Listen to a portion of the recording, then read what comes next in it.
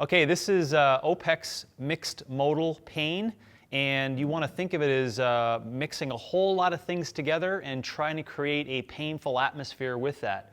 So it's a layer on top of OPEX Pain as delivered only on the assault bike, because we're going to put a number of different modalities together when we do that now. And I should preempt by saying, we'll talk about that in prerequisites.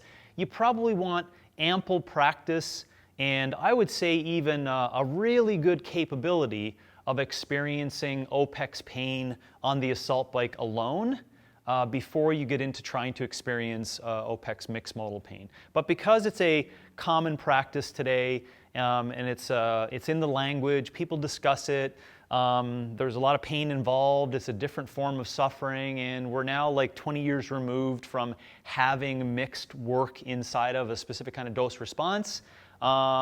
We're just going to give you some concepts to how to do it best, right? So it still lays out what OPEX pain is, but you're going to be able to put some mixed modal work inside of it to get a specifically different dose response. Now, when we talk about mixed modal, which I just said earlier, you're really trying to put a number of things together to try to create a metabolic dose response, okay? So you think of it as 3 minutes on the assault bike, it's the same thing the whole time. So you can just imagine physiologically how people are operating for the whole 3 minutes. Now, inside of mixed work for 3 minutes, there's all different kinds of things that you have to do. Burpees, kettlebell swings, rowing, double unders, and you just got to do reps and reps of all those things to get somewhat similar but slightly different dose response in the same time frame. So as based upon time and based upon effort, they're still relatively the same thing, but the contractions inside are completely different. And so that's what mixed modal offers. It offers us an ability to do the same relative time of work with a slightly different dose response because of the managing and mixing of all the modalities that are involved inside of it, okay? Hence the reason why it's called mixed modal. We'll do a review on pain for a tiny bit and talk about the differences in pain and mixed modal pain for its reason before we get into the execution of it. Pain review, remember that it's a strategy that we're trying to overcome. Remember that pain is this weird zone of trying to sustain this work out to almost make it unsustainable. So we're searching for unsustainable activities when we do pain and pain movements, right? Just think about that. When we start it, our goal is to get to an end. It's like reach it, and I'm to the point where I just can't do it any longer. That's a great set of pain. Right? So that's what we're trying to do there. And the pain around it, as I said, is not the physical pain that we feel more so, but our strategy of how to try to sustain that out as far as possible, right? That's why it's essentially called pain. So we want to do it, remember, only a couple of times of the year based upon its dose effect and what it does to all the other systems, including gain and sustain. Doing pain way too often gets you to a point where you can adapt to the pain that you're given, but based upon people's resilience and the overall overarching goals of doing pain should be progressive for a period of time, you'll actually start losing strength and you'll actually start losing in aerobic capacity if you do way too much of this specific characteristic of training. That's why it's timely and has to be dosed effectively. As I said before, I'll repeat it. If it's done effectively, it's beautiful. If it's done wrong, it's horrible. So you really want to get this fine-tuned if you want to practice it, okay? And that's the reason why we do it throughout the period of time of the year. Metabolic adaptation, stress response, and an aerobic booster. It's the same reasons why we want to do it, okay? In mixed modal pain, there's a secondary reason why you'd want to do it. It's to allow you to experience the energy system of pain in a mixed modal environment. So I would hope that if you're going to do mixed modal pain, I am hoping that you're going to be doing it for purposes of going into a mixed modal competition, or you have really good prerequisites to be able to express it. So if you do this now for mixed modal pain, the reasoning behind it should be to get you to a point where you can experience mixed modal pain because it's going to lead into some different specific sport-specific style. And we do get there with lots of different fitness elements of testing today. And it can be in numerous different forms, weekend competitions, grandiose competitions, local, larger world stage. This element of training is not actually going to be the test in most cases, but it can certainly help you express mixed modal capacity more effectively. Okay? So it's not just to do pain because you can do it now. You're probably doing it for some extra reasons on top of that. Hopefully they're somewhat connected to mixed modal because you get some benefit from it. We've done different versions of mixed modal pain for a really long period of time. This is really the first time I've only thought about that, but we're probably at 16, 17 years of practice of these different kinds. So it used to be called complex training, or I forget the different names of it, but it was called in the scientific literature complexive training, or putting different kinds of athletic lifts back to back with monostructural activities on the back end. As in the late 90s, we were just trying to experiment with all these things, right? We kind of just want to think of it. We had the assault bike just coming to be, and we had weights, and some people were just like playing with it. What happened if you did that lift and then went over and did this really hard? And we're just practicing with all those things. And since that period of time, we've really refined the best exercise selection. We've physiologically measured it in multiple different ways with numerous audiences, and we've come up with what would be the 3 most optimal ways to get the same relative time frame of work of 60 seconds approximately, and I'll explain why it's approximate. And that is in the form of doing power cleans, and then burpees, and then finishing with the assault bike. And they should equally be set aside some time frames of 15 to 20 seconds for each of the power clean and the burpees. And then whatever time you're left with up to 60 seconds should be the amount of time that people should do on the assault bike after. So without getting really technically specific on what that should be, it obviously leads into you recognizing that there are prerequisites that are needed. So if you don't know what power clean means, that's a prerequisite that you need to get strong enough and lots of experience with the power clean before you even play in this. If you don't know what a burpee means, same idea. You probably want to get lots of relative core and relative body weight strength and lots of repetitions of dynamic push-ups and dynamic burpees before you want to experiment this. And hopefully you've had lots of experience with different forms of the assault bike in gain, pain, and sustain to allow you to do it. But a prerequisite would be you have to have absolute strength, and enough strength that I would say, squat your body weight, do 3 pull-ups, and experience with power cleans before you can get into practicing this. And then that should also give you a prerequisite to be able to do burpees as well, and then finish on the assault bike. So it is very important that to make it simple terms, you can't be sloppy.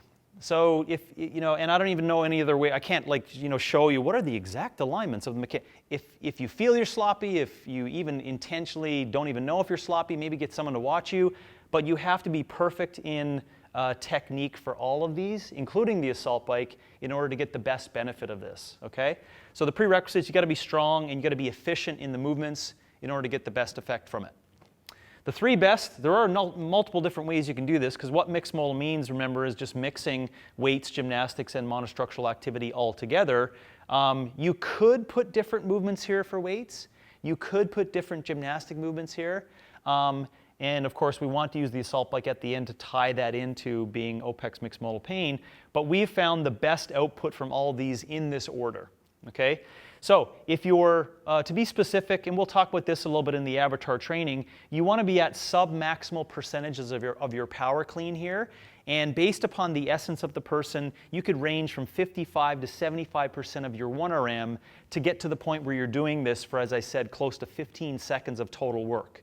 So depending upon your speed, the amount of repetitions, and what you want to get out of it, you're probably just doing non-stop activity of touch-and-go power cleans, where you're just gently kissing the ground and staying tense, but you're doing a full power clean over and over, and you're cycling it up to 15 to 20 seconds. You're transitioning very quickly into burpees than the assault bike.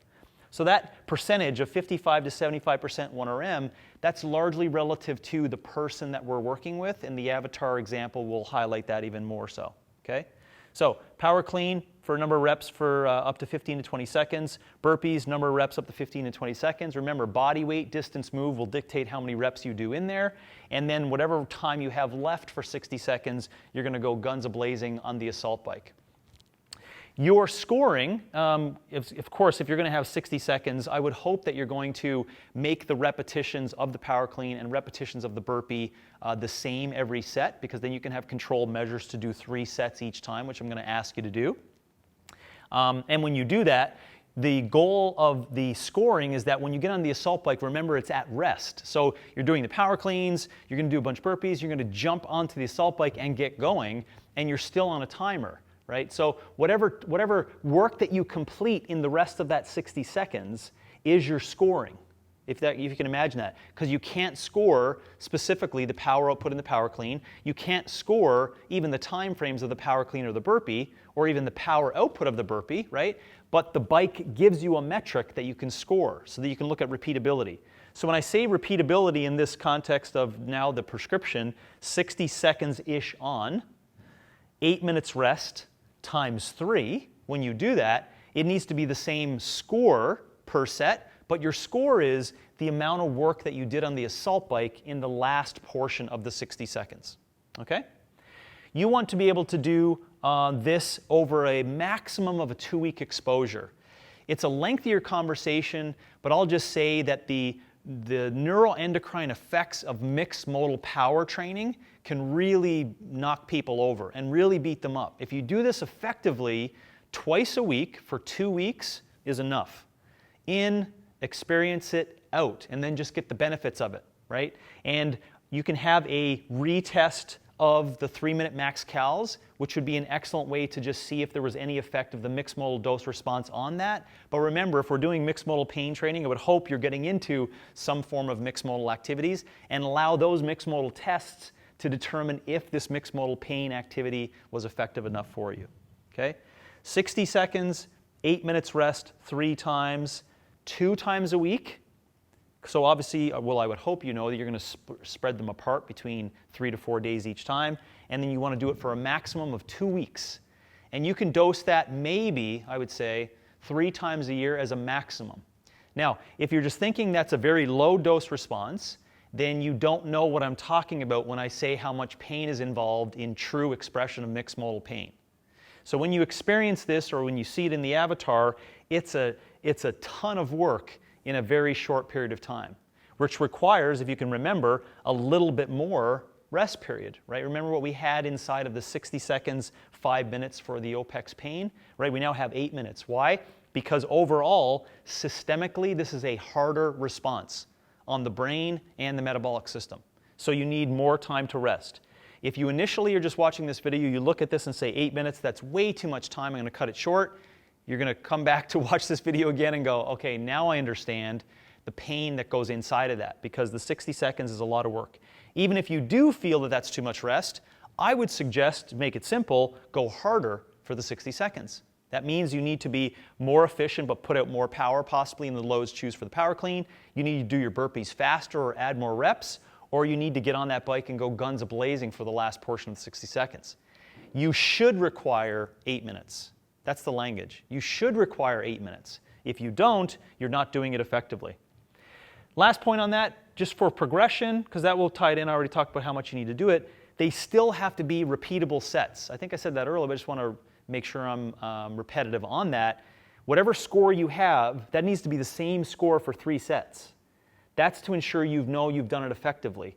What is progression of that? If you do it the next time, try to get more work done on the assault bike as measured per 60-second set each time. So for example, let's say I have 20 seconds left and I get 9 cals. Okay, that's just the 9 cals that I've calculated with the power output I had. That's my score, 9.2 cals.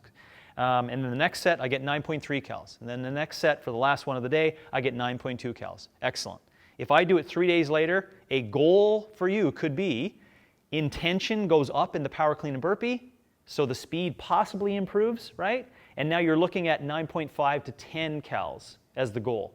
Do you see that? That's the progressive overload that you're looking for, but I'm still getting the dose response. Because remember, pain is done mainly to get a dose response of a metabolic stress, stress adaptation, or an aerobic booster. So make sure you score in each 3 times you do it. What is the effort? I already talked about the difference in the neuroendocrine response of mixed modal versus just cyclical activity or monostructural activity. That's why we want to have this perception of 95 to 97%. So is it power cleans, burpees, and assault bike up to 60 seconds, all out guns a-blazing? No, it's not. It's just below that. It's just below that. And so you need to know that for intention, because those that are super powerful, they actually you may need to describe to those people like it's 95, but you may still want to pull back a tiny bit. And for those who can't be powerful, or just in their essence they're not powerful, you can say you definitely need to do this at 97%, almost up to 100.